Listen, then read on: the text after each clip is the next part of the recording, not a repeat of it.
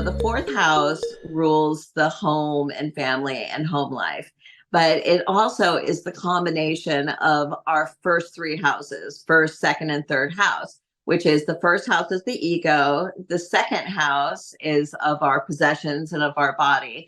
And the third house is of our intellect and mind. And so when you combine, your ego, your body and your intellect, then you have a full person. And that is the seat from what you act from. And so your fourth house is kind of how you view life in some of your first three houses, if that makes sense. It's a complicated question. I've always wondered what the fourth house is.